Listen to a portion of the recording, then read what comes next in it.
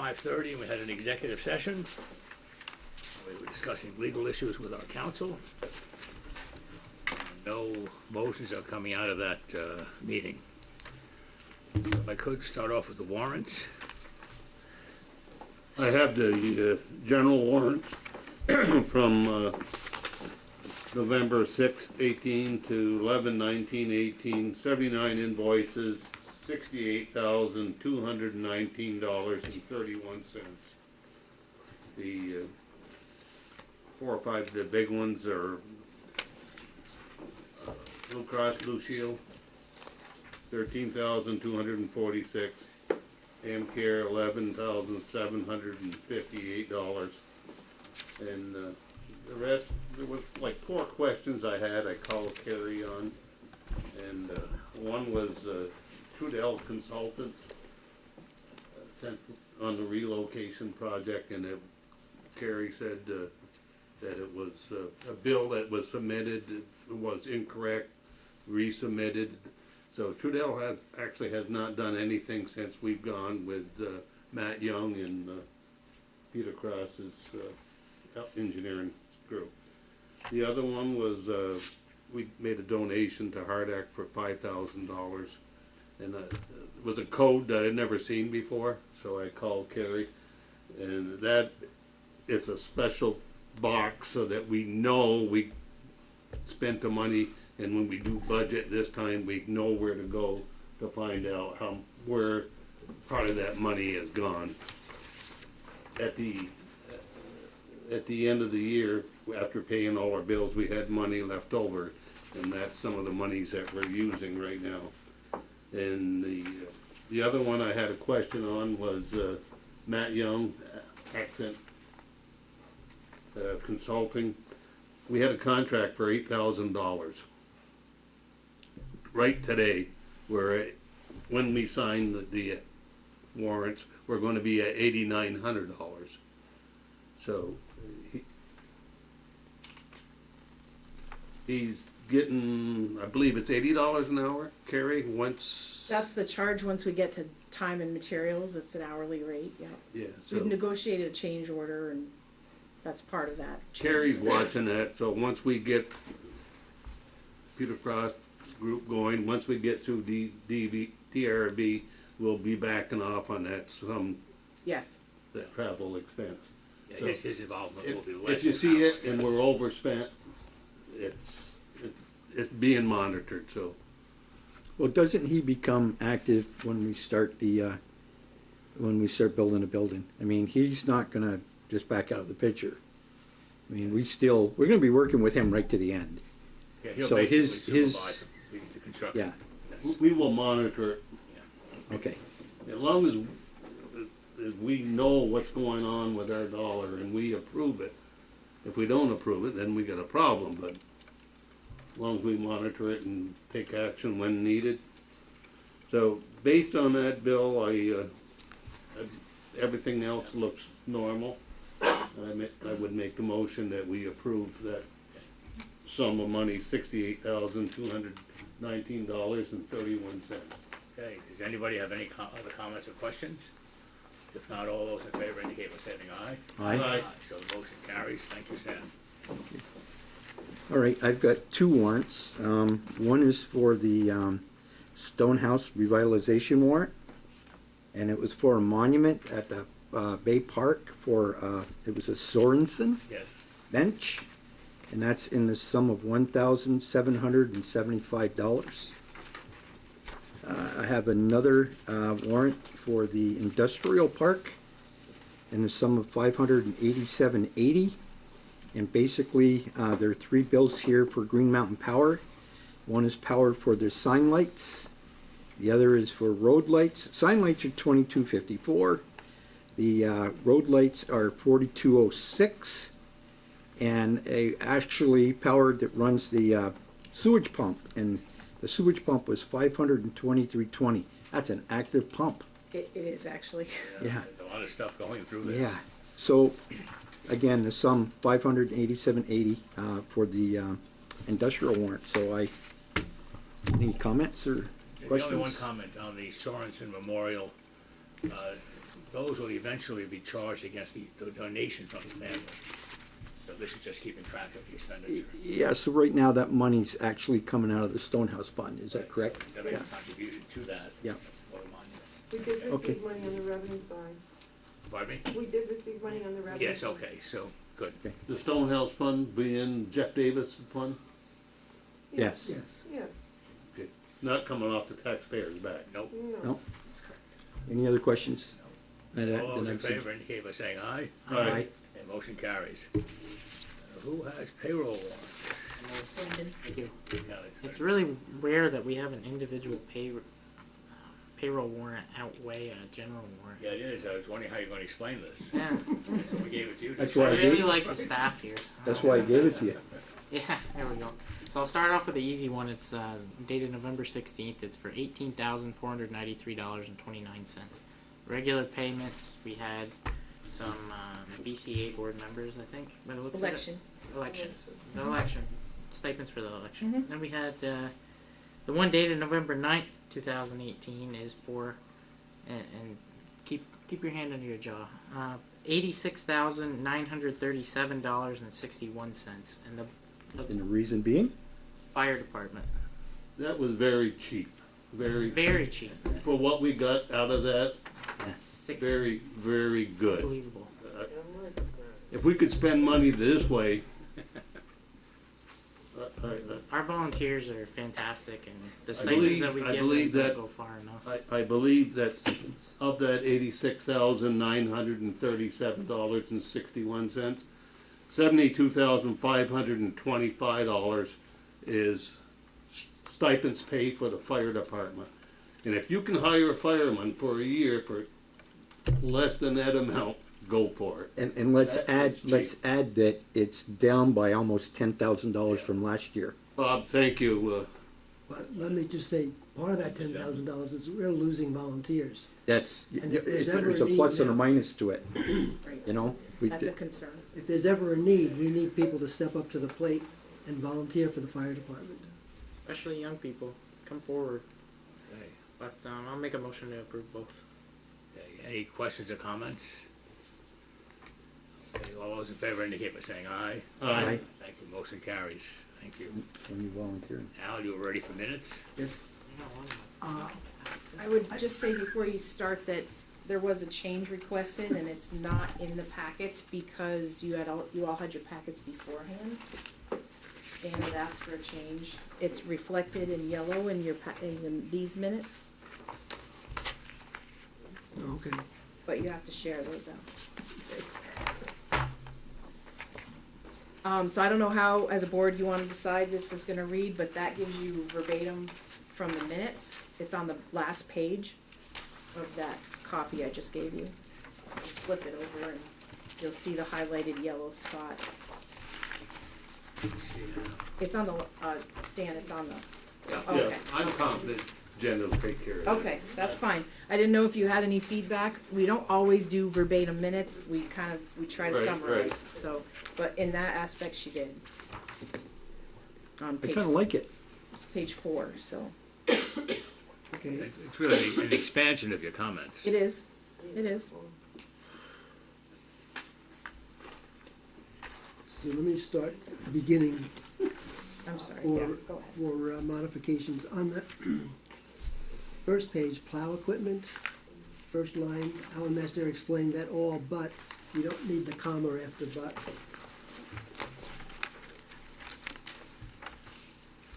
On page 2, McQuam Shore Road, the third line, I have a question, that there would be few sectors of the shoulder that could or should, my question is, or should we use the word should, be fixed in the spring?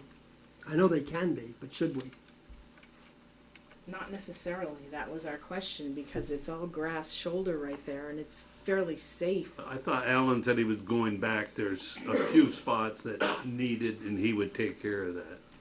That's what he said. That's what I thought too. So would you prefer to say would Yeah, or would. Yeah. on McQuam Shore Road, they're asking. We could let Alan speak for himself, he's here. Yeah. Is wood okay, Alan? Wood sounds good. Okay. And then at the very bottom of the page, Bruce Page two? Cheeseman stated that he should be ED, wanted to make. Okay, just a change in tense there. Correct. Okay, we're all gonna have to go back to basic English education. Page 3, under wastewater, water wastewater D, the 1, 2, 3, fourth line down. This is a burden on the town.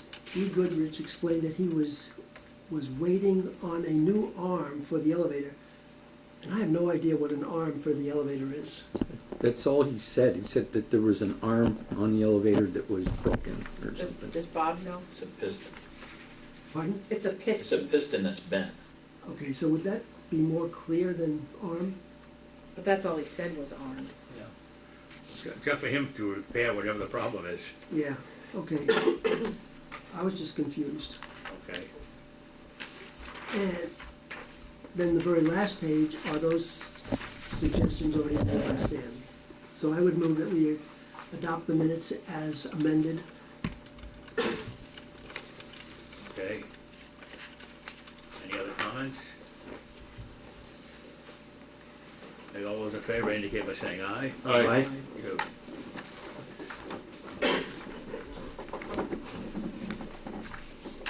Are we live tonight? Yes, you are. Thank you. 524 2415. 2415. So please feel to call, ask questions, or make comments. Thank you. Our next order of business is the errors and omissions. And Bill Hinman, our assessor, will present the changes proposed. Just in case. No problem.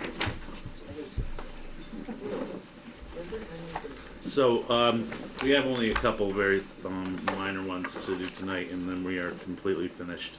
The first one you'll see is a simple transfer that occurred back in 2016 that the family brought to our attention was a right-of-way easement and didn't include the whole property.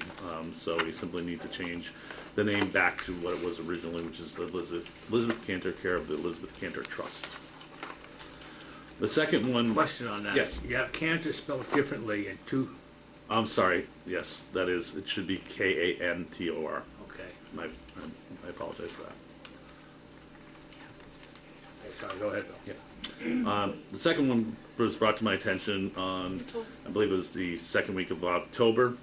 This property was being sold to a new owner, and the attorney for his client brought up the issue that the Vermont Housing Finance Agency acquired that property in February, and the statute requires under Title 10, Chapter 25, Subchapter 004, Section 641,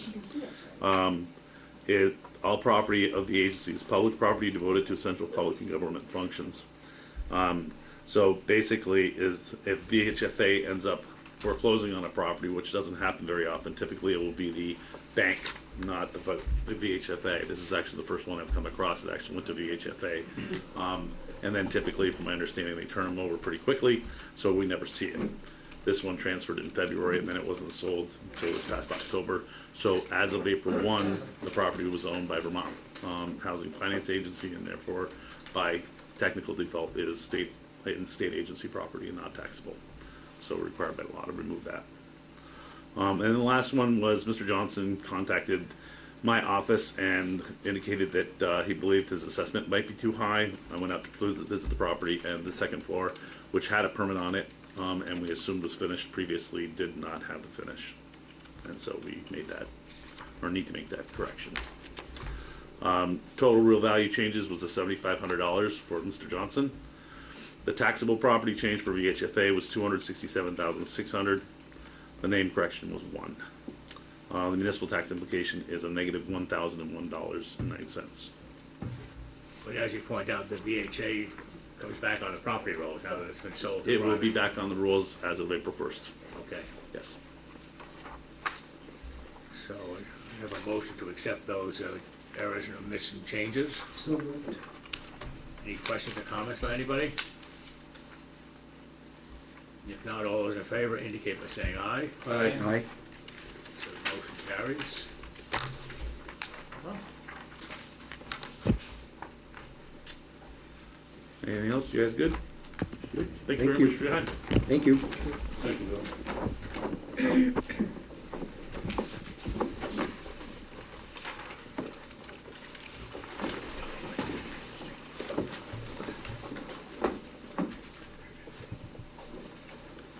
Okay. Next, we have the pleasure of hearing about the marine unit that's being thought about. And We're gonna have Chief Taylor and Warren Cam presenting, and I'm gonna pull that up. I think it's gonna start with Chief Taylor. I have some handouts I can. Yes, make please, copies for- now is good. This is just a front page. I don't find it.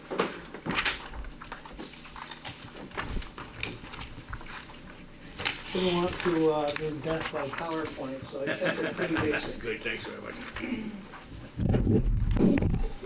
I was testing the microphone to see if that lady would get it better if I moved it here. She's gonna put the, Allow it to trip. gonna put the quarter on your neck in a minute.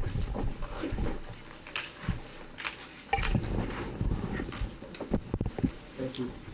See, I didn't do it this time. Two copies. I would love one, yeah, sure. Thank you.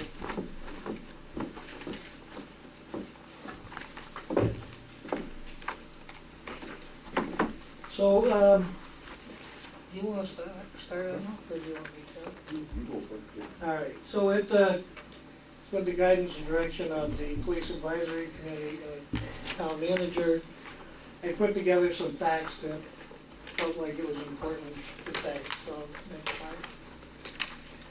So St. Albans Town is over 60 square miles. 23 square miles of that is on Lake Champlain. 14 miles of shoreline in the town of St. Albans. There are 5 islands, 2 of which are state parks.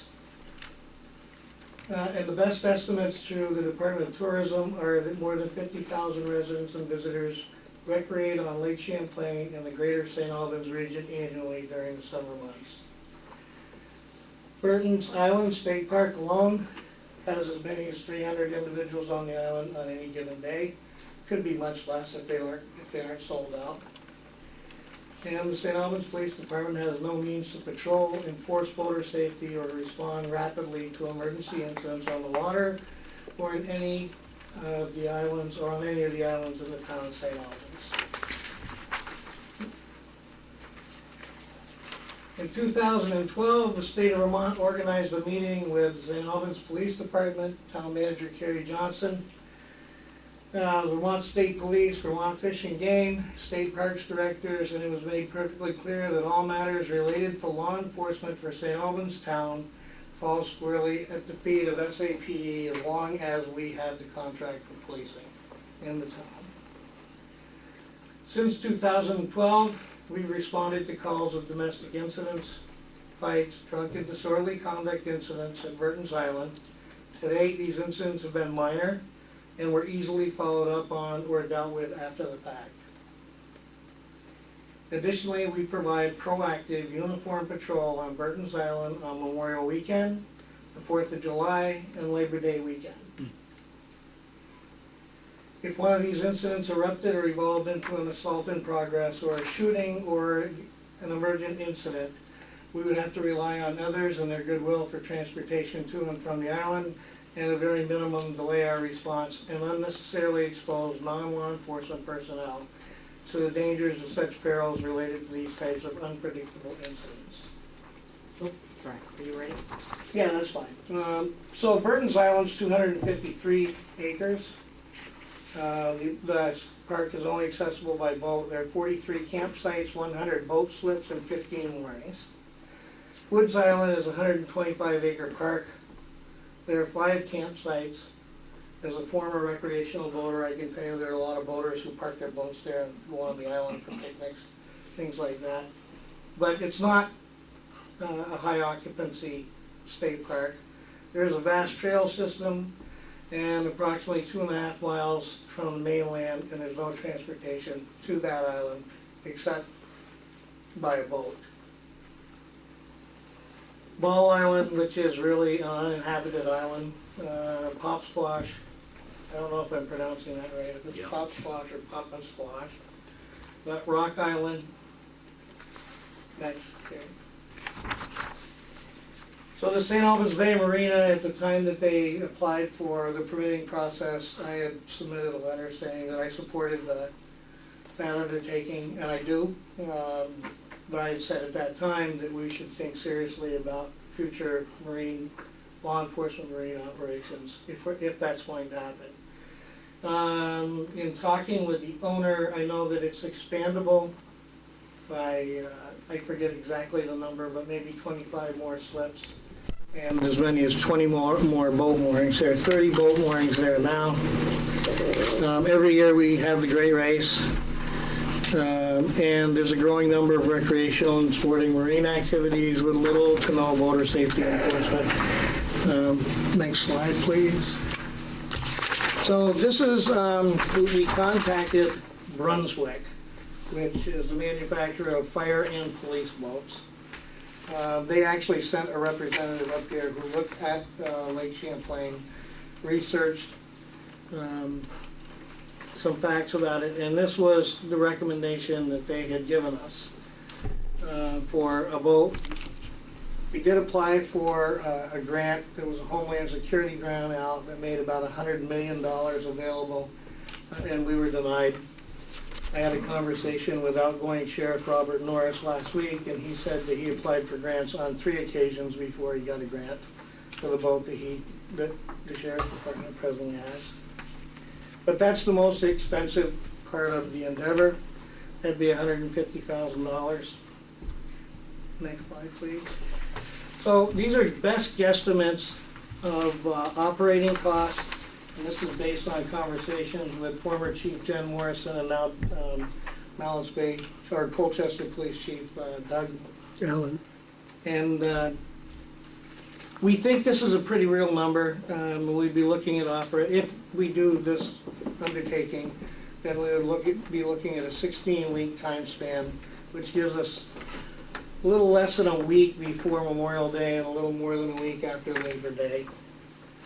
And if we were agreeable and participated in the Coast Guard recreational boater safety education program, the town could actually be reimbursed up to 50% of operating costs, which includes gasoline, oil, but you have to have the boat first. They won't pay for 50% of the boat. They'll pay for operating expenses. So the town's portion, of course, if our operating costs were $73,800 a year, the town's portion would be $36,900. Is that it? I think it is. I'd like to say a couple of words. My background is a little bit different than most people here, dealing with hundreds of ships and thousands of people. The whole key is to think ahead to avert crises. Now, the chief has said the St. Albans Police Department has no means to patrol the islands and things like that. I think it's important to understand that just because something has not happened, there's sure as hell no sign that it's not going to happen. And if I was in charge, as the police chief is, he is responsible for the safety and preservation of the people in this area. And if he says he does not have the capability to do it properly, people should stop to think about that. We here are not accountable and responsible for the people. He is. So I think we should take that into consideration. My recommendation is to don't get hung up on money initially. Money compared with people's lives is infinitesimal. What we need to think about is there a need? And if you agree that there is a need, maybe appoint a committee to work with the chief. I'd be happy to be on it, to get the best boat that meets those requirements. So it's a two-phase thing, and well then, worry about the money secondary. I know that's hearsay for a lot of people, but really, when you're dealing with potentials like this, it's well worth it. So believe me, these strange things happen when least expected.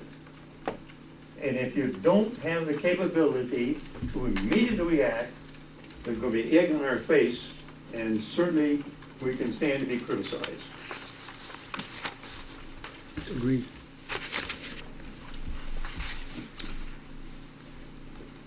Questions? Now's the time for questions. Now's the time. Hey, Bob, how are you? Or, does their select board have any questions? I do, first? yes. Okay, go ahead. Then we'll- So, first question is, in the last 2 to 3 years, how many times has the police department been called to Burton Island? Well, we were on a different CAD system at the time, Spellman, when this all first started, and then we switched over to Valcor. The best that I can determine is we've been summoned there 7 times. And how long, and how, what period of time? Pardon me? And over what period of Since time? we've been providing police services since 2011. Okay. And to the best of my knowledge, though we did go there on a couple of occasions, we were transported by the fire department. Correct, yeah. There was not an unfolding emergent incident, and whatever had happened had already happened and was resolved either as a matter of follow-up or by speaking to the people after the fact. The domestics, there were 2 domestics, they were verbal and they didn't become physical, but nonetheless, people were concerned and they called. And those things have a way of going sideways in a hurry. So it's not been a lot of occasions. I'm not going to suggest Oh, yeah, it yeah, has. yeah. But I don't think, and I could stand corrected on this, but I don't think until we signed a contract with the city police department that we ever had any law enforcement coverage out there. That's what outgoing Sheriff Robert Norris says. He said that he never responded out there. Yeah. His office. Not saying it's right, but I'm Right. just stating a fact. But it was just presumed Yeah, that that was the responsibility of the state police, which We assumed as well. we assumed was correct also. I mean, well, it was quite an assumption on our part, but we were. the other thing is, for the $150,082, what size boat were they talking about? 24 foot, not dramatically unlike what the fire department has, I don't think, just set up differently for different functions. It just can't be a pleasure boat. Oh, I understand It's got to be that. a seaworthy boat, Yeah, capable of handling X number of people. sure. And I mean, we could talk ourselves out of this by saying, this has never happened before. And, but I don't think that's the position we should be taking. Oh, I agree with you. I agree with you. I mean, never say never, okay? I mean, the But- chief has said, he cannot ensure you, the council, that he can properly protect the people. Correct. Now, he's the expert. So, and my next question is, so the boat that we presently own, that the old boat that we, fire department had, would not be adequate for this type of a mission? I'm torn about that, because that boat is over 30 years old, and as I understand it, one of the reasons for replacement was functionality and reliability. So I'd be hard pressed to raise my hand and sign up for that. The one thing that didn't get said in the PowerPoint that I realized as I was sitting here that is only fair to tell you is that I do think that it's a pretty big investment, but I also think that it's according to Colchester, they replace their boat every 10 years and they put money aside for it every year. They rebuild the engine every 5, or the engines, and they replace the boat every 10. I can't imagine that the town couldn't get 10 or 15 years out of a boat like that. So once you amortize that a little bit, the amount is not quite so shocking. Well, here's another, not a concern, but something else to think about. Over the next 2 years, contract's gonna go out to bid again, okay? So what if something like this happened? We purchased this $150,000 boat, and somebody else gets the contract that already has a boat. Yeah, well, I would tell you this, the only person that I would envision that would be a competitor would be the sheriff's department, because they do in fact have a very nice boat. I would tell you right now that I'd be hard pressed, after having some serious conversations with both Bob Norris and with Roger Lodgeman, I'd be hard pressed to use that boat, because that boat was purchased with Operation Stone Garden money. And that has a lot to do with immigration, naturalization, and every time you do anything in the state like that, in law enforcement, you're facing migrant justice, and you're facing the state legislature. I would not assign an officer to drive that boat out here to stop somebody because they didn't have life preservers, because I believe that someone might try to present that as subterfuge, and that we're simply trying to figure out if documented or undocumented people were recreating on our lake. Good point. You could very easily combine the two requirements into one boat, fire and police. Very easy, and plus that would save money. Yeah. So the only reason that I'm asking all these questions is because we are charged with, running the town financially. I agree with you, sir, that never say never, and just because nothing happened last year doesn't mean it's not going to happen this year. The odds are probably in favor that it will be because of the size of the marina and more people coming in.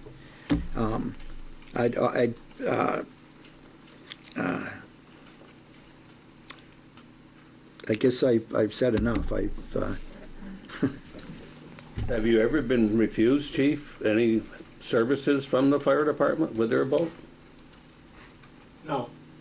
So it's always made available when you need it. Well, it depends. If it was an emergency, I suspect yes. The answer would be yes. That would be the case. But certainly not for proactive patrols over there. But you wouldn't, the fire department has one for life safety. They use it, I think, 4 times already this year. And they run, in the last 4 or 5 years, between water and ice. I'm thinking the number is like 8 calls a year between the two. And a lot of them are none life-threatening. But if you're planning on ticketing boats, that's what you want a faster boat for, I don't believe you're going to make enough money ticketing boats out there and to pay for. I'm not trying to advocate making money. I don't think you have a problem. The only About that now. The only other thing that I got to say about using the fire department boat, your missions are completely different. I mean, But you get, you might be going out because of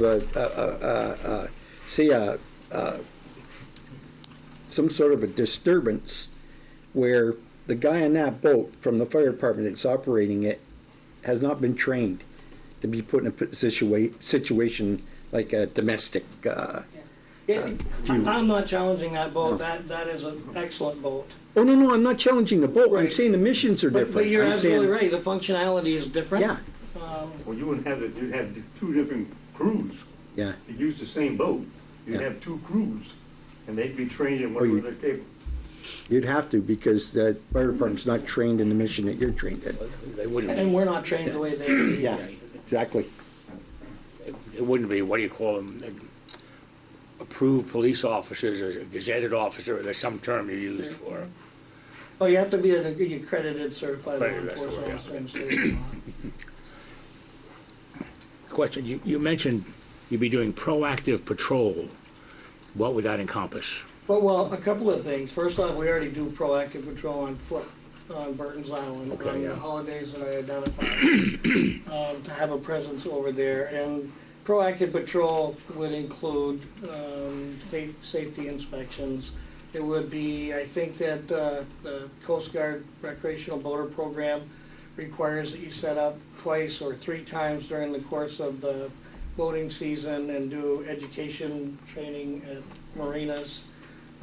It would be that sort of stuff. The other thing is that, as I understand it, and I did meet with the Coast Guard and with the state police, if we participated in that program, we would have to sign an agreement that we would respond to emergent circumstances and situations in our assigned region of the lake, the inner lake.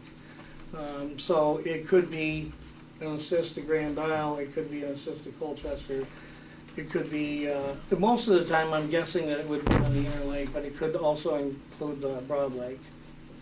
Yeah, 'cause my other question was, you have pretty well defined what the St. Albans Yeah. area is. So, when you were talking, I was assuming the scope of your interest would be within that trapezoid, or whatever you want to call it. Right. Well, it would be, sir, but what I would tell you is if the town wanted us to participate in the recreational boater program, in order to get reimbursement, I think, as it was explained to me, we'd have to sign an agreement saying that we would be available to respond to Coast Guard calls, and because of the length of time it takes them to get up here. But again, I'm not presenting this as do or die, I'm presenting this as facts, just facts. Now, the fact that you mentioned proactive and then this new concept of a broader blue sea to cover, as it were. I suspect I would never get an opportunity to either drive this boat or enjoy this boat, and No, our guys have had the opportunity to. probably I will be retired by the time anything like this goes into. We'll be out in Burton Island to keep you under control. I'll be the warden. Right. Because we already had our boat go up towards McQuam, only to be turned around because somebody else was handling the call. One of the bigger problems I see, Chief, is police departments nationwide has a shortage of patrol officers. And we've experienced it here, no question. And we're running 2 zones today instead.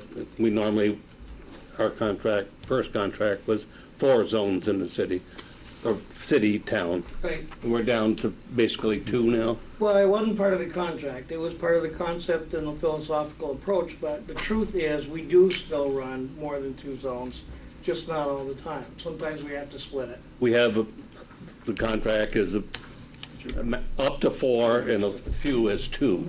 That's what the contract is. And that, we always get the same service the city get. I'm not questioning the service at all. But we're going to take 2 people. I don't know, you're going to hire 2 people, or you're going to take them out of your patrol now? The people would be trained coxswains, probably with a Coast Guard background. But, And then the police would be in the boat with them. we're going to have 4 people in the boat? I don't know how many would have been. Well, Chief has got 2. We're talking about concept right now, not specifics. So I had looked at, I had actually had conversations with a couple of retired state troopers who had worked on the State Police Marine Unit, and with a coxswain from the U.S. Coast Guard, who's a law enforcement officer. And what we had talked about is the possibility of trying to run the program with individuals like that and augment it, if you will. You mean like an auxiliary type thing? Yeah, they would be seasonal. They wouldn't be Yep. an auxiliary. They have to be Oh. fully certified. Oh, okay. But basically, they could be a snowbird if they wanted to. Oh, okay, Just work yeah. for us in the summer. But the other side of the coin is I also have a union shop, so there's also some room in there for people to raise their hand and say, I want to do that. There's some overtime and I want to do that. So that's also built in there if you look at that. I think it's a concept is good, and I think it's something that we're going to have to consider because of the way we're going. But I think it's just at the beginning, and we got to put some more thought into it and kind of mold it a little bit. Do it in 2 steps. Approve the concept, and then appoint the committee to work out the details. Proposal to you. Yeah, it's kind of tough. It's like motherhood and apple pie. You can't argue against Yeah. it. It's like motherhood and apple pie. You can't argue against it. And I sat down here and represented the marina down here. And 2 years we did it, and then they disapproved it, having said they're gonna approve it before we started. And that's ridiculous, that kind of, I don't think that anybody could disagree that the concept isn't right. I'm not saying that. Are we probably a little premature? Maybe. But I say, maybe it's a good idea to work the concept out. Bill, Go ahead now, yeah. I'd just like to make a few comments. First, as a former town manager who oversaw both the fire department and the police department, I think, in all due respect to you, Admiral, when you're working at the local level, it is better to have two boats with separate functions. And that's from working with the Mounts Bay Fire Department and the Colchester Police Department. There are a lot of differences in the way they approach their responsibilities. And you get also into a competitive thing because of their pride in each of their separate organizations. And it's not like a combined United States Navy. Here we have two separate leadership things. So I think, from experience, that we really need two separate boats. The other thing is those two boats then can, if there's need be, whatever there be a fire or a major accident, you have a backup of another boat and people to help in an emergency. Also, in terms of money, I don't see this as being a very expensive proposition, because if you pay the boat over 10 years, the 150 becomes 15,000. You sign up for the inspection program, so you have 36 and 15. You're talking, what, $51,000 per year to operate it. That's pretty reasonable given the amount of income and responsibilities we have for the whole territory. Finally, and most importantly now from a police department point of view, we found in Colchester that the more special programs you had for police officers, it opened up career options. So it wasn't just patrol. You could have you have Marine, you have the sharpshooters, you have domestic or negotiators, things like that. So officers are not in a position for 30 years or 20 years of just being in one type of function. They have the ability to expand, get certifications in different fields, which also then makes them eligible for higher ranks, and eventually police chief if they want to leave the department.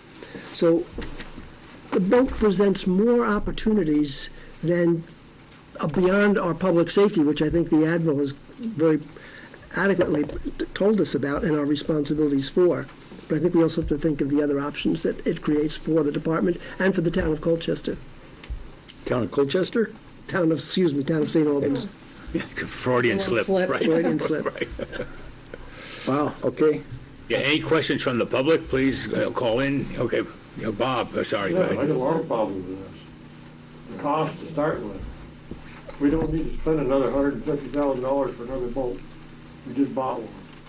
well, if somebody's wife died because of that, no boat, that would, We got a boat, right there. We got the fire department. Somebody's sick, they're gonna die, they go out. That island is a state island. It's up to the state to control that island, not the local police department. Sorry, I live here on Lake Road.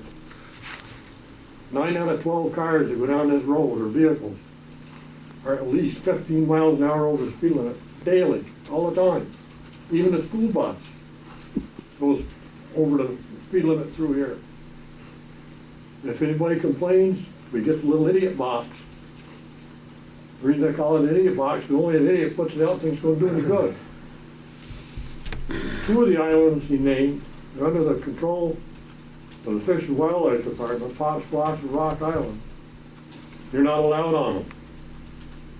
Ball Island, unless it's changed, used to be a privately owned island. So we have woods, which a lot of people go on, but there's no, I don't think any foresters are over there or park people that monitor it. They do it from Burton Island. So we got Burton Island. So we're gonna spend at least $200,000 up front for the first year. Just put the boat in the water and run it if you get 50% back. More than that if you don't. And I don't care, you can chuckle all you want, Mr. Ham. Don't care if you're an admiral in the Navy, that's a whole different ballgame than having a boat here on the lake. We're gonna keep questions directed to the chair and not personal. Okay, yeah. And all questions need to go to the chair. But All there's no questions. reason to have this boat, have the police out there. We need the coverage on land here. Because I don't see it. I Okay, haven't seen it since he's had the contract. He just made the statement, last time I was here, I think he said he had to hire 12 more people to get up to full staff, or not 12, but 7, to get up to full staff. I like to see the police here, not out there in the lake. okay, does anybody else have any other comments? Yeah, Bill. Nobody from the phone in, yeah, Bob, yeah. So, I have, when we start talking about police and fire on the lake, our main objective as far as the fire department goes is fire rescue. Always has been, always will be. The reason why we went to this boat is because of some of the water that we see out there. It's a little bit rougher than what we expected. With that, if this is a patrol boat, I can't see it being out in bad weather. Because you don't need to be out in bad weather if you're patrolling. But if you're gonna be rescue, then you need a boat that's set up for hard weather. So I guess I'm confused whether the fire department's gonna do fire rescue and the police department's gonna do police rescue, or is it just gonna be patrolling? Well, maybe that's something a committee would have to address. Okay, so, because I don't really see the need for 2 rescue days in the same area. Yeah, fair enough. Yeah.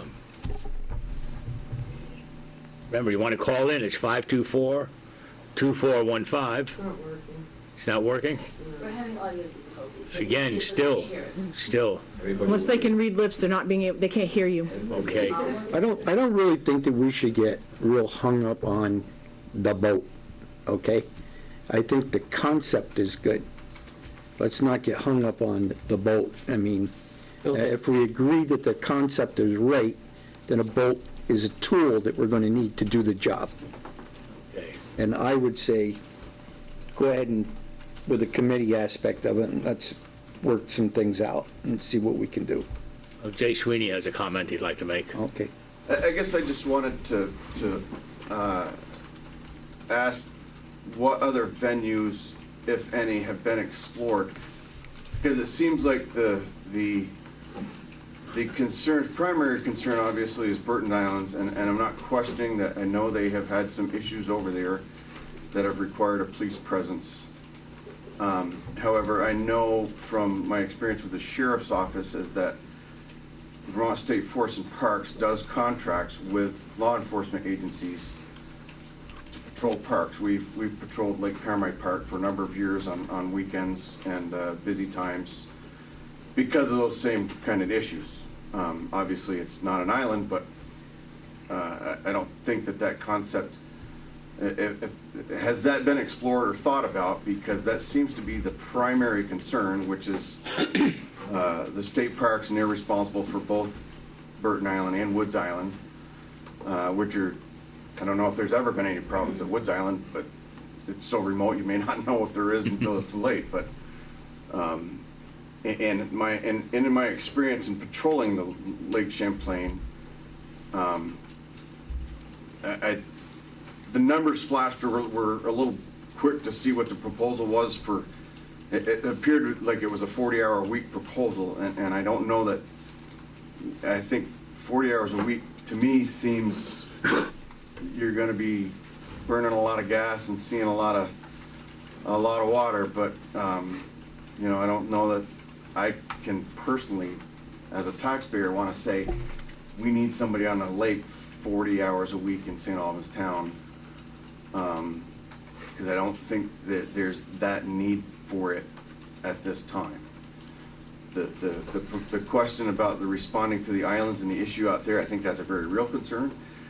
I think there may be other venues to address that can reduce some of that burden on the town taxpayers that could be explored. And that's, I guess that's all I want to say. Quick question for Jay. Jay, this boat we're talking about the sheriffs have through their Stone Garden grant, Yes. is that the boat that you're on primarily? Yes. Okay, so maybe Roger could help, or Chief Taylor. At one point, I'd looked into Stone Garden and what that means. Is there a time clock from you get this boat with this money, you have federal obligations until this date, and then that boat is yours? In our case, no. No. Okay. The boat is ours.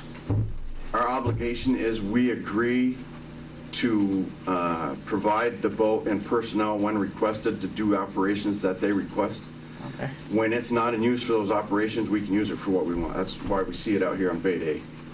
We use it for things like that. We've assisted Grand Isle with some events. But the boat belongs to the sheriff's office. So as part of the committee's work, would it even be worth considering maybe making the bay and the water portion of the town's police jurisdiction as a zone that could be, farmed to a department that already has the personnel and the assets needed to patrol it? Is that something that could be considered as, in order to save us money and still get the same protection, utilize what we already have in the area? Is that something that... I think the near-term focus is really the needs of the St. Albans town and what can be done to meet those needs. Right. I wouldn't want to expand too much beyond that, certainly at this stage initially. It could happen, but who knows? Right. But the committee, I do like the idea of having our... So I get a sense that we should have some kind of a committee put together to look at this thing critically. The police advisory committee be a good... I think we'll have to be more specialized than that. Subcommittee? A specific project. Okay. But the police advisory, that's more public safety. That's broad, a lot broader, actually. As far as Burton Island, don't they still have their regular boat out there? Not their big ferry. I can't answer that, Bob. I don't know. They used to have their outboard out there. But the only thing I can remember is the barge going back and forth. And they got a white boat, LCM. Landing craft, and whatever it is. An LC high or something. Anyway, it's a small, what I call a barge. And the other boat there, they go over to Woods Island occasionally. I believe they've got 2 Boston whalers. Yeah. Okay. Okay. Yeah, but they're essentially transport of people and material, not the intention that we have here. So I think so can we go forward with a Study committee? getting a committee going and seek some input, some volunteers, and go from there. Now, Yeah. I would like to volunteer because of my past experience. Okay. So I've ridden on a boat. Well, I think we need other people who are, if you will, have served in the Navy or the Coast Guard. Yeah. Because they have probably the more familiarity with the type of boat we need and what you need for manpower. I think you got Or some people guys. power. I think you got a couple of guys on the fire department that fit that. we need some practical expertise. Right. And I'm not going to put the arm in anybody in the room at the moment, but I would expect some people to volunteer. We need somebody that's going to look at it objectively, not just, yeah, I want to do this. And financially. Huh? And financially. Nobody has an axe to grind one way or the other. Mr. Sweeney talked, and it sounds like he has a lot of experience, and we don't need a cruiser running 40 hours back patrolling the bay. It's like a cruiser in the city on the street. What good is it going to do if you're just going back and forth? Yeah, I guess, It doesn't make sense to me. how would this 40 hours work? What would they be doing? Would they be on standby? Who knows what? Yeah, they have these training programs they have to do. This committee would have to look into that. What would the efficient use of the personnel be? It sounded like Burton Park has a contract for police coverage, some kind of coverage. I don't think so. I think that Carmi did, Burton does not. They were specific, with the state police told us that no one is doing that right now, because they have jurisdiction. Bill, just, You know, we go back, Carrie, I was sitting here when Memorial Day, when the ex-fire chief from Colchester was camping there with his family, and there was another boat parked next to him, not in the marina, and they were rowdy, and he complained he had enough political pull in Montpelier, and it came from Montpelier down to Yep. Chief Taylor, Yep. and Chief Taylor went out and looked, and the park rangers were young, Yes, inexperienced. They weren't the regular that's right. Yep. park rangers. Had they been the regular park rangers with experience, they could have handled that noise situation. And so what we've done after that, we've asked the chief to go out two holidays a year just to show presence, to walk the beach. And that seems to have done the job. Not much of expense to the town. And we have the fire department with their safety. So, but if we're going to look at a committee, we need somebody that knows objectively how to look at stuff and not just favor something. So we'll have to either, look for volunteers and look for suggested people who we could approach directly to get them to volunteer. Some a little arm twisting if necessary. Certainly somebody from the state that's responsible for the parks. Well, I mean, as an aside, what bothers me is that I have no problem with our responsibility for the limits of our town borders, but to be told by the state that you're on your own, I just don't accept that. So anyway, having said that, shall we just go ahead and try to get a group going and reach out and get some volunteers and come back with a recommendation, hopefully in time for a budget review? No, in 1 month? 2 months, yeah, whatever. Okay. You can try. You're nothing to lose by not trying. Any other comments, or do we agree or disagree? No, I'm for it. Okay, there we go. Okay, after Thanksgiving, you have nothing to do till Christmas. We have a few budget meetings. Right, okay. It's hard to All get right. people to come to meetings towards that month. But what's the last time we can amend the budget before it goes to the voters? We're working on that. Yeah, about the middle of January. Middle of January, so we would have, this study committee would have to have its report back. Our hard date is January 21st. Okay, so we'd have to have something like a week before so we could debate it. After a few weeks, you'll know 14th. which way you're going. Yep. Okay. So we're gonna- maybe there's even a certain marina that might want to donate some money towards this boat.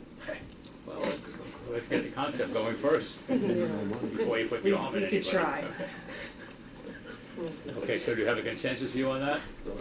Yes. Agree? Yes. Joe? I want to thank Chief Taylor and Admiral Ham for their We're not time. spending any money, we're just looking to see what. Just to move the program forward, study the concept, come up with a recommendation. So we're taking names. You can send emails to me, but I guess due to the really quick timeline, I need the names by December 1st. Okay. I mean, that's. Can you help us with that? Are you going to put something like in a messenger or paper Sure. or something? Oh, yeah, Yeah, we good, generally good, do. This is going to be so heavily reported. And Do I see your hand going up, Ned? Yeah. I'll volunteer, but I am not the But person to get to volunteer. you're still on the paddle boat stuff, aren't you? I'm swimmer. Right, okay. I'll volunteer. Okay, all right. We always need somebody to keep everybody honest. All right, yeah, Bob, right. Okay, with that, Admiral, Chief, thank you so much for coming and showing your enthusiastic support. Thank you. Take care.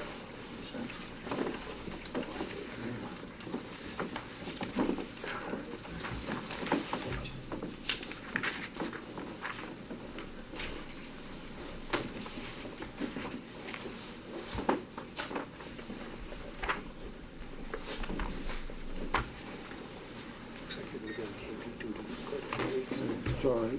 I've done it before. KP's no big deal. Like got some demerits too. Okay, That don't bother me either. Gary, you're up next. All right, under town manager's report, the first item is to discuss our impact fees report and study and the impact fee ordinance. And Ned from planning, zoning, and stormwater, many other things, is gonna be here to go over that. So what you have in your packets is our impact fee report from RSG. It should have a draft of our ordinance. Here's a very brief, Thank you, very Ned. brief summary Yes, good, of good. everything. Hey, thanks, I would love a copy. You might have already done that. For you, you can just hand the rest around, people are interested. It's very, very, Distilled version. Yeah, Ned I just, did that. yeah, I just need one for myself. Thank you. And what we used to say on drag down, facts and just the facts. This is the absolute, just the facts. Later on, I'll hand out copies of the, some other things if people are interested. But there's sort of four key things with the impact fees. Is they summarize the need for future infrastructure, they outline what is reasonable for future growth, what assumptions you can make, and what forecasts you can legitimately and logically project.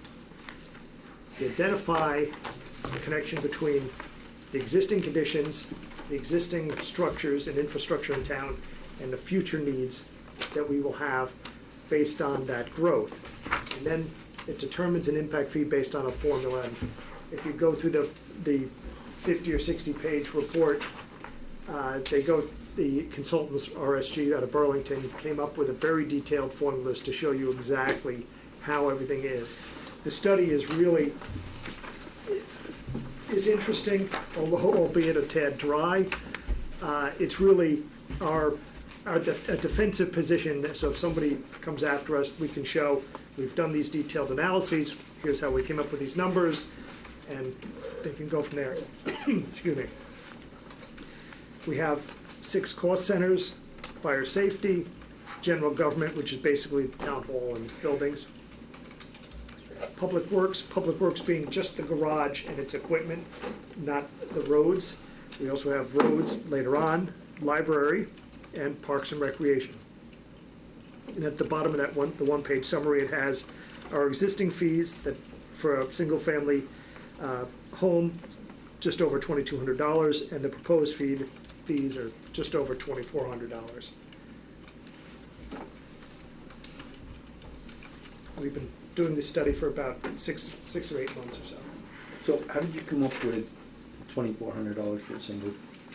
The consultants went through a very detailed analysis, and the meeting we had a couple of weeks ago went through every last little nut and bolt and how we came up with it, population projections, tax rates, all the things that we had, and projected that out. You need to be an actuary to read this. Oh, yeah, you have to be very, very, very sleepless to dig through it. But, like I said, it's a defensive position. We need to have it so that we can defend our impact fees. We've had similar studies done in the past with our impact fees, so it's always good and legally required to have these sort of, You must justify it. yeah. Someone's playing with their keys. I wasn't touching that. My truck's so old that it doesn't have an alarm. Frankly, if somebody can get it started, you're welcome to. That's yours, Bob. Not mine. Yeah, oh God, yeah. It has Well, that's what I heard. The other 196,000 one miles was, on it. yours? Not mine. Somebody took it. Yay. Somebody took it, yeah. Listen, I would run out and throw him the key. Here you go. Hey. Sorry. Yeah, thankfully no sound. The sound is no good. Let it roll. No sound. But no, that was the end of my presentation. I'll happily answer any questions people have. Go ahead. I have a question. I'll get to the reason why in a minute, but can we delay this for a period of months?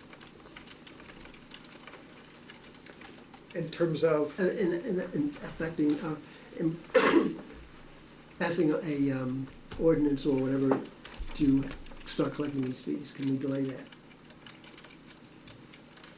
I would reckon, I'm not sure, and I will find out.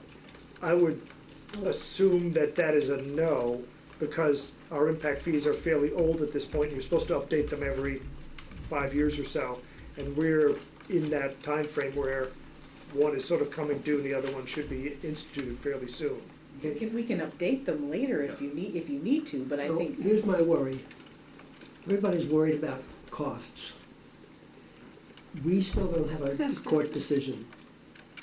And that affiliation fee plus this makes moving into this town or starting a business extremely expensive.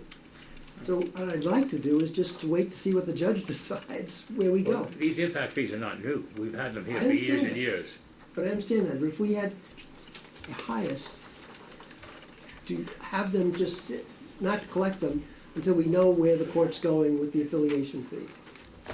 Because I personally feel from people I've talked to that it is a damper on people locating in Vermont, in St. Albans, or certainly starting a business, a small business, not a large business, but a Well, small.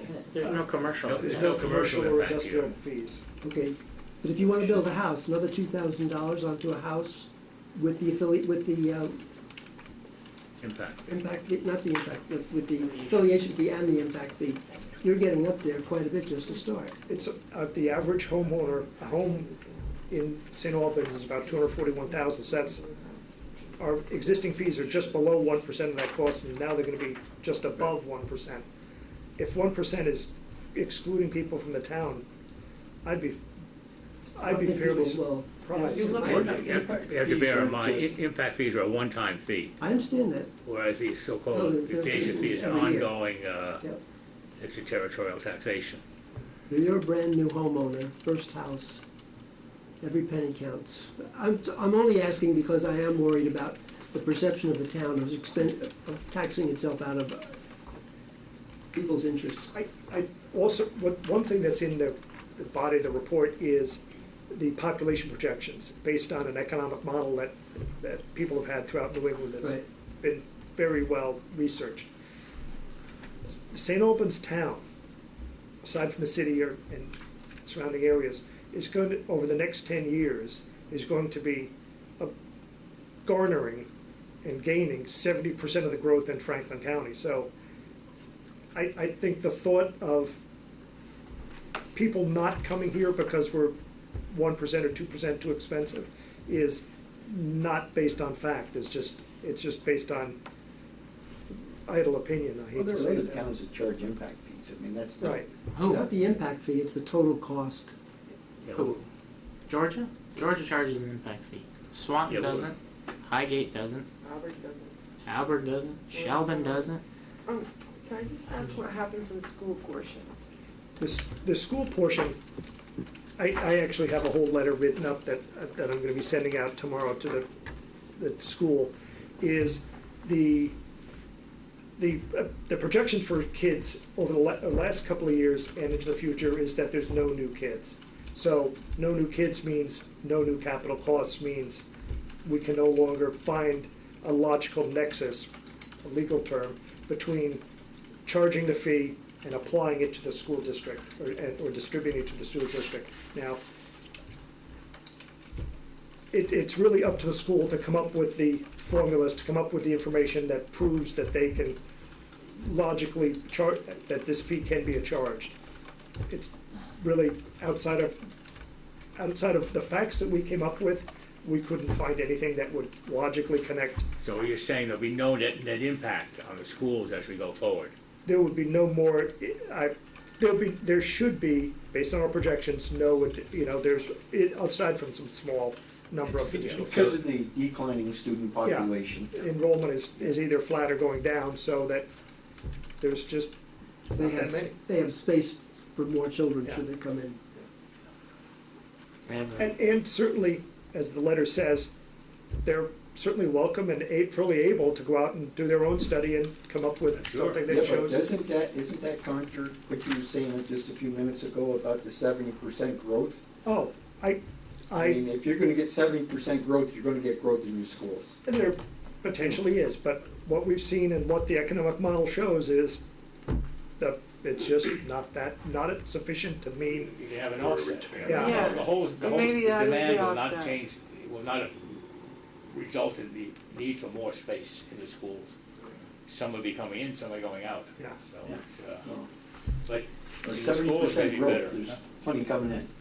Well, it could be old growth too, And then the other thing that you Gray face beards. is, it goes a little deeper than that, you take a look at your schools, your buildings and all that stuff. I mean, and the school district is certainly capable of hiring a consultant and doing that. And as we know, the impact fee is for additional demand, Yeah, new demand, not replacement. yeah. And That's, then, if they have to replace a building, well, they have to replace a building. yeah, but also it's for capital costs and things that have a lifespan of 5 or 10 years or even more, 50 years, so that it's not like a couple of new computers or so many new desks. It's, a whole new set of windows or, new stage equipment that's gonna be there for 20 or 30 years.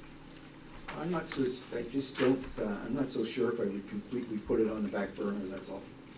No, I think by suggesting the school, if the school believes that there is gonna be, based on whatever the data is, if the school believes that there will be an impact, all they have to do is show us, and we will put it in our ordinance. Right. We have no problem with that. Yeah, we can do a Yeah. midterm update, and that's fairly Because what straightforward. our consultant has done so far is that it's a non-issue. Yeah. Chair. Sir, Thank you. No, I've been working with Ned since he got here a little over 2 years ago, talking to him about updating impact fees, and it's one of the couple of areas where Ned and I don't agree on a fundamental level.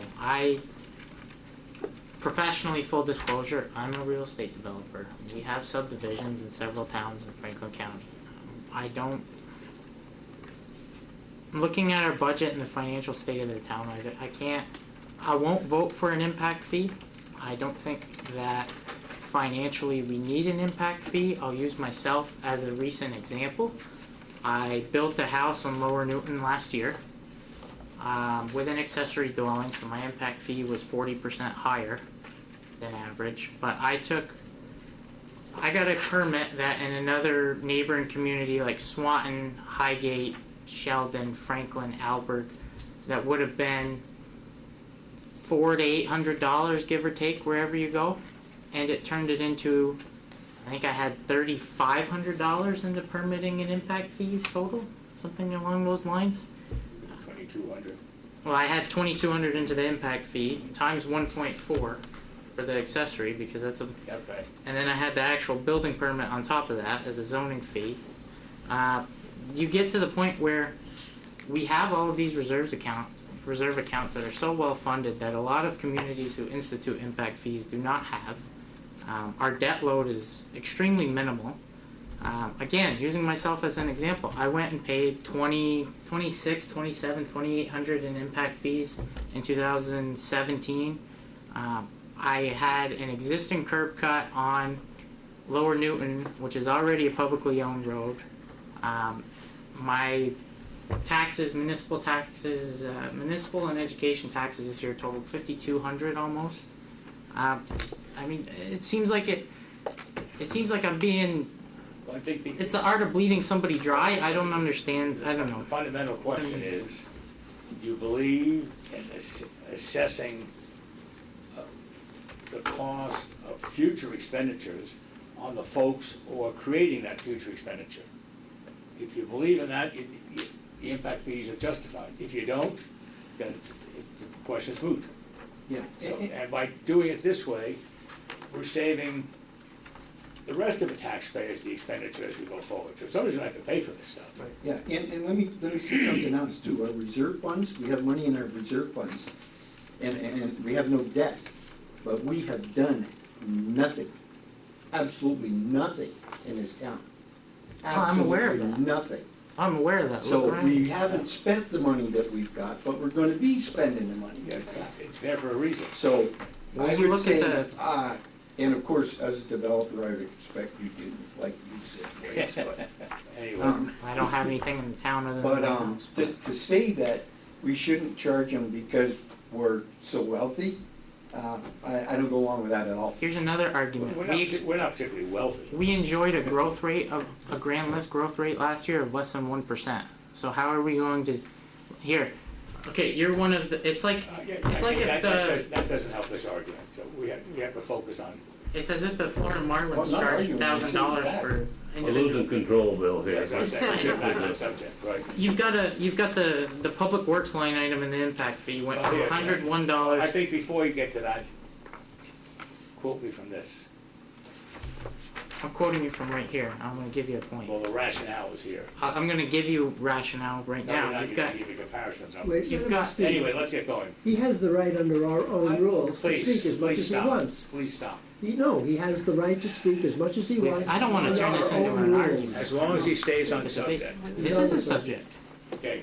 $101 under the current impact fee, up to $867. And a lot of that in that report was, forgive me if I'm wrong, was it attributed to the movement and the expansion of the public works garage and adding additional facilities? We've got a building down there that has been so well neglected that we're now we can't even revamp the space. We have to rebuild it. That goes to what I just said, Brendan. We haven't spent money. We've done nothing with this money. Neglect is not a capital expense. Neglect would be no maintenance. We're undersized over there. That's why, We're already undersized. yeah, we're undersized over there by about approximately 50%. I don't remember the exact total, but it's about 50%. That's part of why the 101 goes up so high. It's also because we're moving from one location to another location, the additional expenses of that. So, The population and growth projections in this report, if you read it, are fairly low. So 70% of a low number is still a low number. I don't like latching on to percentages. The growth rate in Franklin County that we're expected to receive, dollar to dollar, person to person, it's minimalistic when you're talking about the need to revamp a fire department or general government buildings. I mean, there are an exception of the fire department building. Everything we own is just about in disrepair. I think it's time to maybe not put the burden on people moving into town and start looking at what the people that have already been here for years have done and address that need. And again, taking into account the fact that we grow at such a slow rate year to year, we should be looking at what we need to do to encourage people to come, not add an additional fee or levy additional taxes against anybody moving it. I mean, get them here, then tax them after the house is built. That's my... Be competitive with neighboring municipalities. there's one problem with that argument, is that allowing them to build the house and not assess on the fees spreads their, it's as if they bought a membership at a health club at a discount. Everybody else bought it at $500 and they were allowed to buy in at, say, $450.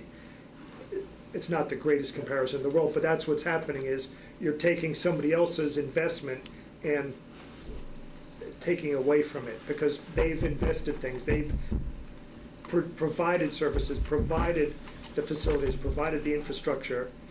It may have been poorly maintained, that's a complete... Well, the bottom line is we've got to continue to provide it. Yes. I think, Okay. where And those I people will see be the- contributing in the form of yearly taxes. The thing that's driving the need is growth. Growth. Yes. If you accept that, that's the whole rationale for this. Right, And that's all you can say. yeah. And You may not like it, but that's the reality. these impact fees have been discounted, and credits and other things have been added into the formula in terms of somebody moving to town in sort of the first year of the impact fees, and the discount that they would get over that 10-year period of paying taxes on their home, so that there are discounts already built into here. One other thing to keep in mind is, these are the highest fees we can charge. You could also all choose to charge, a lower rate or no rate. So that's just a quick FYI, these are the highest we could legally charge and defend the charges. We can charge less. Obviously, we wouldn't, $280.74. I would say round to the zeros and let's move on. Don't worry about Yeah. the cents. if we were experiencing growth that required expansions at an intergovernmental level, then I think we would need to look at a funding mechanism like this. But when you're experiencing a growth rate of 0.6%, That's the whole rationale for this thing. we aren't experiencing the growth that, I mean, All right, fine, that's your opinion. Yeah, we but didn't add a guy to our Department of Public Works crew until last year. When was the Anyway, last time that crew grew? We're covering the same ground over and over again. It's another pot of money for people to pull from that shouldn't exist as far as I'm concerned. But that's the last thing I'll say. Any other comment? Okay. No, I just listened to you guys jumping the gun here and putting the horse behind the cart or How that. do you figure that? Well, you already got Wait, the hold on. town We don't want garage. another debate. Come on, Bruce. You already got it. I mean, Okay, you haven't voted on it yet, but you got no, it. we don't have it yet, Bob. It's gotta be voted on. All right, so we're gonna move forward with you reviewing the draft impact fee ordinance. From what I hear, there's consensus to move forward with that. And so you will see that again at your next meeting. If you have any changes, please send them to us ahead of time, by maybe the 29th. Actually, the 28th would be great. That's Wednesday, because we have a meeting on 12/3. All right, we're done beating up that impact fee ordinance. Okay, but whatever we do, we need a rationale that's very clear Yes? and concise, and have to refer to this report, because that's an integral part of the whole thing. And going through the impact fee ordinance that's being proposed, they talk about something called section errors. I don't understand this in there. Look at page, look at page 6, recreation. C, D, E. This is obviously a draft form, but it has to be polished up, so those things have to be cleaned up. Oh, no, that's because they've linked from one document to another document. That's the computer, that's a computer error, it's not. Yeah, but the thing is, Yeah. this is not correct, it has to be this- cleaned up. The other one thing that's, the dwelling year, it's gotta be, because some misspellings in there that, Yeah, it also needs the dates and yeah, sure, times and other things. All right. okay. All right, so we'll put both of those on hold and you will see them again, but you can mark up your copies that you have there. While Ned's here also, you have next in your packet after this is just a brief update. It came up, realized we hadn't updated you in a little bit on what is a stormwater education program, so you have that report in front of you. I don't know if you have any questions for Ned. He works with regional planning. The bigger picture is this: RCEP is required as one of our minimum control measures. That's what MCM means as far as a stormwater permit. So our first 2 control measures, our first 2 out of 6 required metrics that we have to follow are these, are basically trying to educate. One word I didn't understand in this thing, I mean, a lot of words, but on page 3, there's something called storm drain stenciling. What is that? It's where they It's quite Oh, basic. well. It's actually stenciling near storm drains that say, yeah, and they have a little stencil they put out that has a fish and Yes. don't dump in our sewers. I forget exactly what the this verbiage drains is. to the lake, or. Yeah, it is, yeah. I mean, like they did with Gary Taylor's house, the duck in front? Yes. You It actually is, spray it is stencil? similar stenciling, All right, but, okay, what is this? but it's supposed to discourage people from just dumping Yes. everything down a Okay, drain. so it's not putting the paint in the system. No, No, it's not doing in that. fact, they use I believe we use rollers now. I'm being facetious, Right. come on.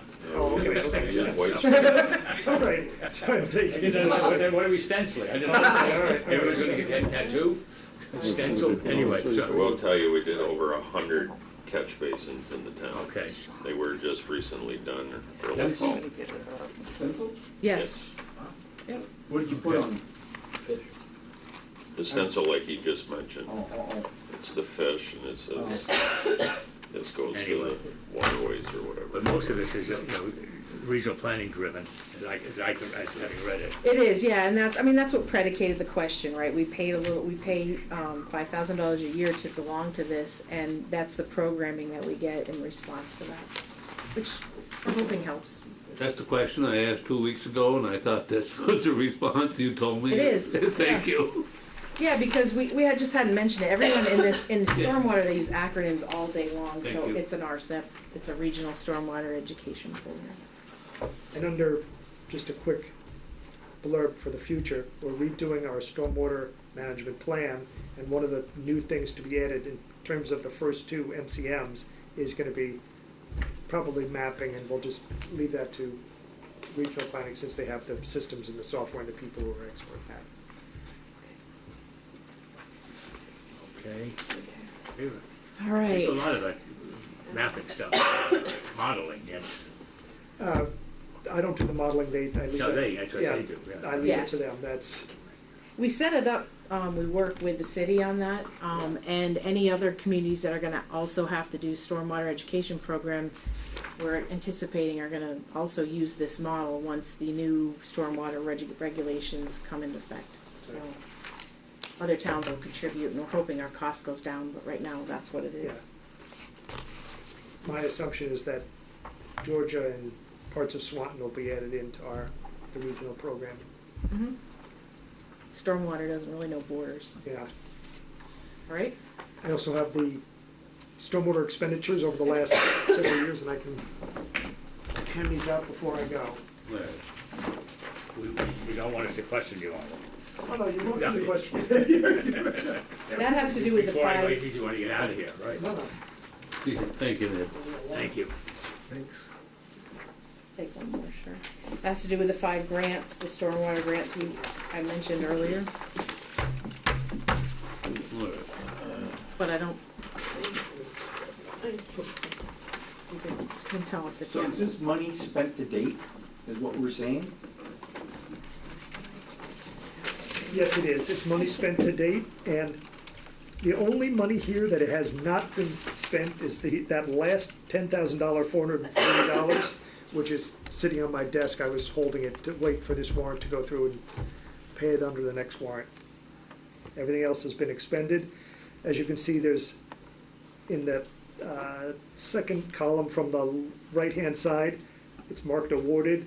We've been fairly lucky over the years to have a fairly good portion of these things to be paid for with grants and other opportunities that have come along. This is something we've been keeping track of and usually get questioned on at budget time, but just to keep Can I track. ask a question? Why does stormwater operating fees vary so much? I don't have a good answer for Well, you. they used to be really low, and then 2 years ago, they passed in Montpelier that act, the Clean Water Act, and what that came with was a whole lot of fees for us. In 2014, it was $80. Right. Yeah, And it went up to over $2,000.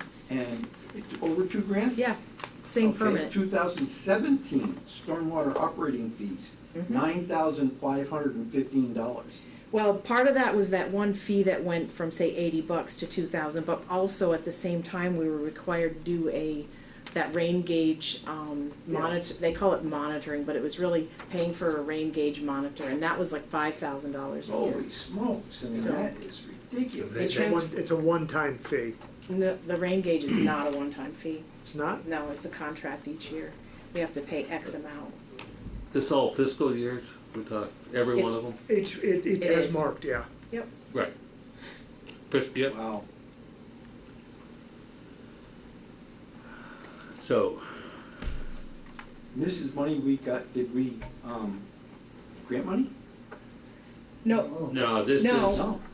Some is grant, some is, I have a different spreadsheet. No. No, we have a line in our budget called stormwater.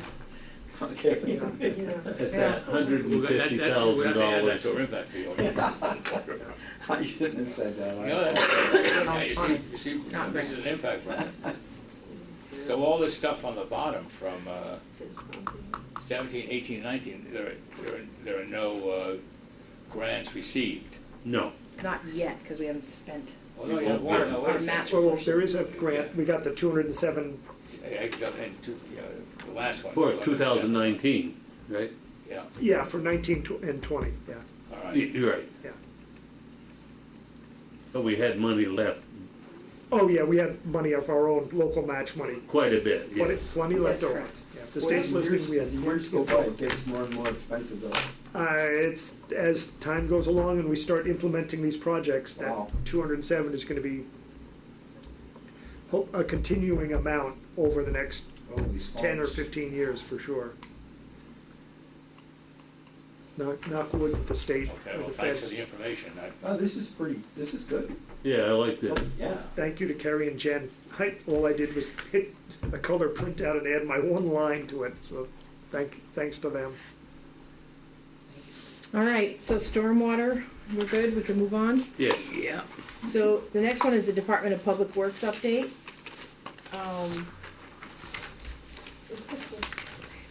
And we will, and you know, we didn't talk about this at our last meeting, I think, but we did hire, we talked a little bit about it, but a design team. They are working feverishly to get us our design to the bidding stage and also the conceptual part so we can go to the DRB next month.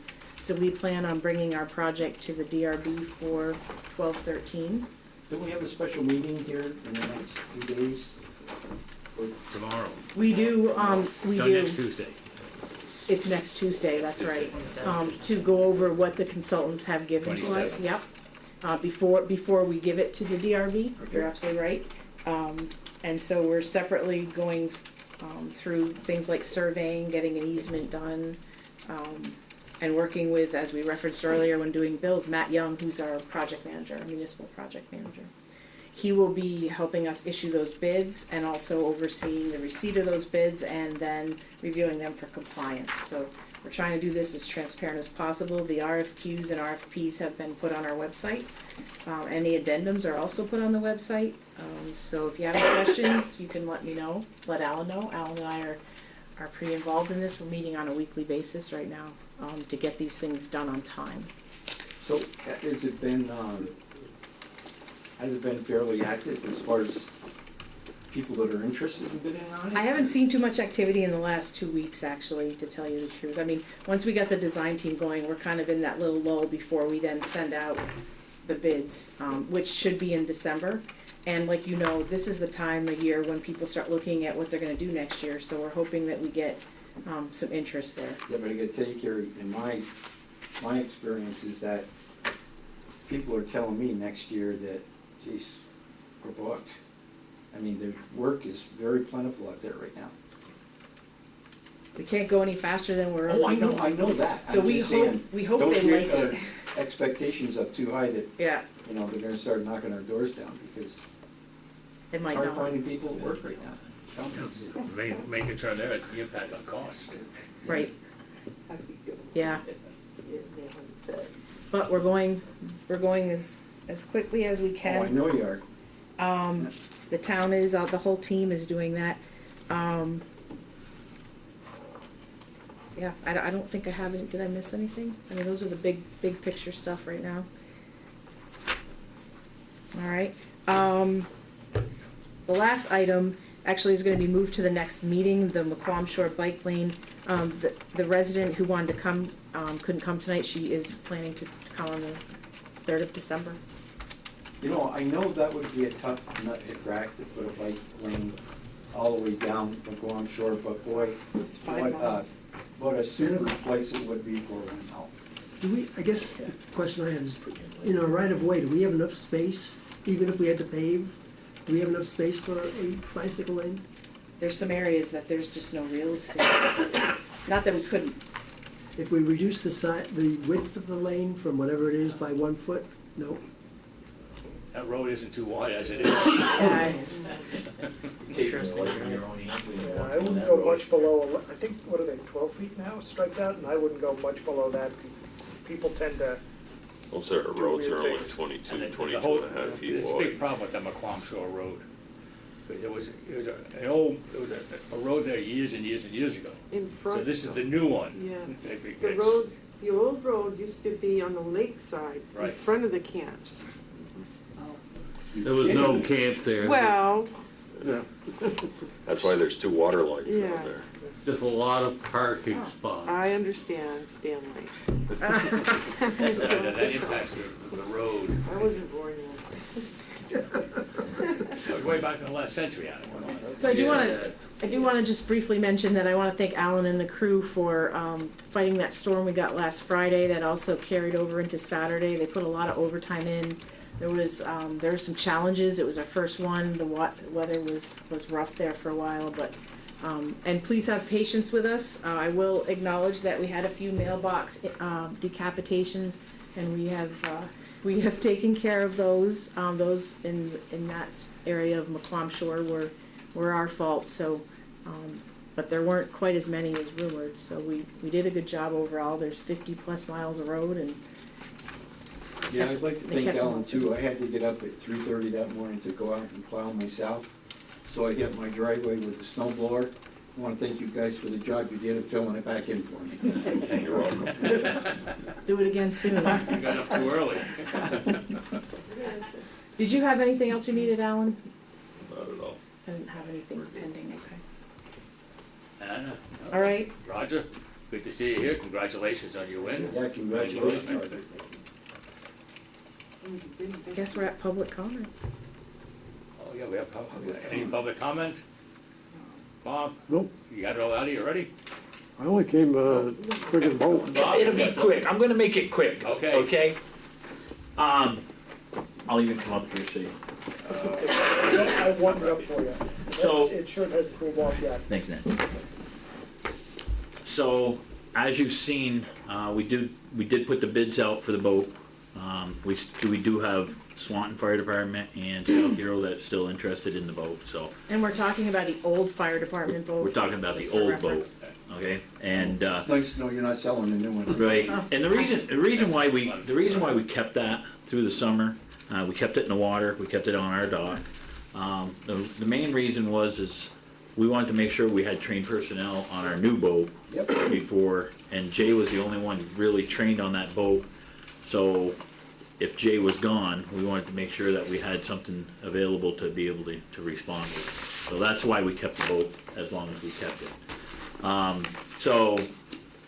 talked to both Swanton and South Hero, and they both are interested in it. What I'm here to ask the Selectboard for is, I'm not sure what we're gonna get for the boat. You're gonna take sealed bids on it? Yeah, we're gonna take sealed bids for it. Hopefully we get some good money for it, at least something to get back our motor that we put in it in 2010, I think it was. So, my question that I wanted to ask was the new boat that we have currently, we paid $110,000 for it. We paid approximately $26,000 to get it, or $2,600 Right. to get it hauled up here. Dan's gonna go crazy. So we spent the 150 that you gave us permission to use. We spent about 112,000. So, Roger, I think you're aware of this. I hope you are, anyways. Bobby Norris, they took a FLIR camera off their boat that they have, and they replaced it with a bigger camera. And the camera that they currently have, they want to give to the fire department to use on our boat. Will you explain what kind of... Okay, FLIR is, what it is, it's a thermal imaging camera, but it's a really sensitive, a little bit better for water. Oh, okay. So when you're out on the water, it doesn't reflect as much off the water as some of your thermal imaging does. Okay. So, the camera that they took off the boat is, the price range of that is about $7,500 to $7,800. But we also have to purchase some other equipment to go with it, the screen, there's something that goes under the boat, so it's a bunch of parts anyways. Or would you purchase that? The transducers and stuff like that. Yeah, so what Jay did was he had West Shore, the Moorings Incorporated, come down and looked at the boat to see what it was going to take to put all the stuff on it to take and use with this FLIR camera. And they gave us a price of, for parts, at $5,066.40. And then that was parts, and then labor, they gave us a price of $3,220. Mike Murdoch, that works down at Northland Boat Motors down in the islands, he said he thought that was kind of stiff, a little high on the labor, and they're open all winter now. And he said, if you leave the boat with me in the wintertime, he says, you get me the stuff, he says, I'll put it in there for less money than that for labor. So what I'm asking the board for is if we could use the money that we get for the old boat, if we could use it to buy the materials, to purchase the equipment to back up this FLIR camera. Instead of taking it out of the reserve funds. Well, no, what I think you really should be doing is taking out of the reserve fund, and then whatever you get for the old boat, you Put it in. Put back in reserve. put it into reserve fund, you know, Okay, and that's fine too. I mean, because you confuse things. I think, Bob, you're gonna hold the old boat until duck season's over? yeah, we pretty much actually it's going down to, in the next couple of days. They've been backed up down there pretty bad, and we're gonna have it. The only thing is, as far as that one goes for winterization, they just pull the oil out of the lower unit, put new oil in it, wrap the prop, and then it's done. Then we'll bring it back. But we keep it in cold storage in the garage anyways. We're not gonna wrap that boat or anything. So. Not that boat. We keep it in the garage. It fits in the garage easy. The big boat we'll shrink wrap, but we're gonna leave it down there, and he's gonna make it accessible so he'll be able to get in and work on it too. So. I got to ask this question, and maybe you could help me here. If you're purchasing that camera from the sheriff's department, We're not purchasing. You're giving it to them. oh, you're giving it? They're giving it to us. Oh, Donation. It's a donation. We have to. He had to take and give it and let the feds know that. well, that's always going to be my question. What they were. See, he's got a three more years on that camera that it has to be out on Lake Champlain. That camera. So as long as it's on our boat, we're fine. That's great. It's fine. And then after the 3 years duration, it's ours. Okay. What's the camera used for? It's for thermal imaging out on the water. So it's night vision, basically. Okay, then I misunderstood. The parts that you're adding to the boat, you said you were putting under the hull? Well, yeah, and it's also a side scan sonar too. Oh, okay. Also. Oh, okay. So if somebody's in the water drowning, you're trying to do it for recovery too. Correct. Makes a lot of sense. you use it for recovery. Right. That was the only thing the boat really didn't have on it. Everything Nice else. boat. Yeah. So It makes a lot of sense. Okay, so with that, just just go ahead with the Okay. expenditure, and then any monies we charge it to the reserve, okay. any monies we get for the other boat, we'll Put back in the send reserve. it to Hey, reserve. just out of curiosity, what do you think we'll get for that boat? I mean, well, you can't say that. Don't do it. Yeah, Don't we do don't- it. I'm gonna do it. At a minimum 60. 60, 75 grand. Okay. Oh, boy. But we don't have to take any bid. That's correct. We had the right to reserve. They want We had the reserve. We reserved the right. Chief, $72,000 is not much money. You pay that much for one fireman, some department, so. Oh, I You know. run a whole department for that little bit of money, it's, Well, it's going to get tougher though. It's I gonna know, get tougher. I know, it's, It's unfortunate. I mean, and it's not just the fire departments. It's EMS. It's police. Everything. It's the workforce in general. We're all in trouble. So we are, Yeah. we're deep. Okay. thank you. Take it, It's not Bob. because of volunteerism, though. It's because of the economy and people having to have two jobs, families having both spouses work.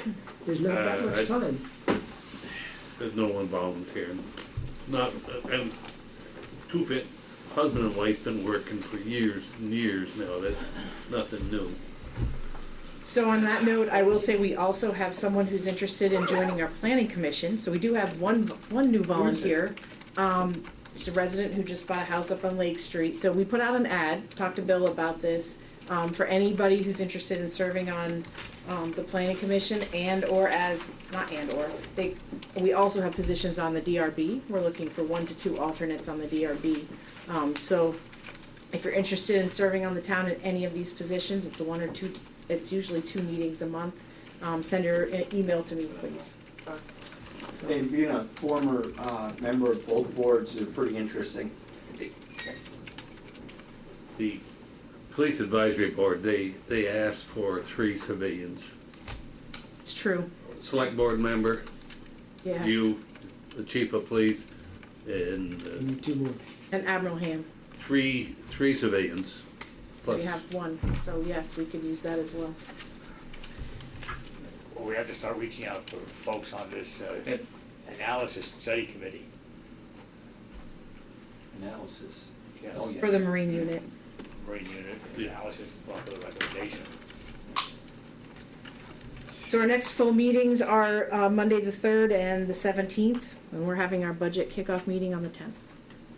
So maybe you can include in your ad, if you will, unless it's already out. The ad went out last week, Alright, but we okay. can do that. That's, Yeah, and just as a matter of principle, I advise Carrie that we should, while it's very good that people volunteer, that we should also advertise to get as many people in as we can. Try to engender some interest. Okay, sorry, Carrie, go ahead. no, that's it. That's all I have. The next 2 regular meetings, the Okay, budget other meetings. business? And town offices are closed the day Thanksgiving and the day after. Again this year? Yeah, again, every Goodness. year. I guess you're gonna be closed the day after Christmas or Christmas Eve too. Christmas Eve and Christmas All right, the day of, but not the day after. Unless you guys are wanting to make that motion, we'll take it. No, Boxing Day. Okay. Okay, if we have no other business, We have the gloves. We have the No, I gloves. don't have any of the business. make a motion to adjourn. So moved. Anybody opposed? Okay, motion carries unanimously.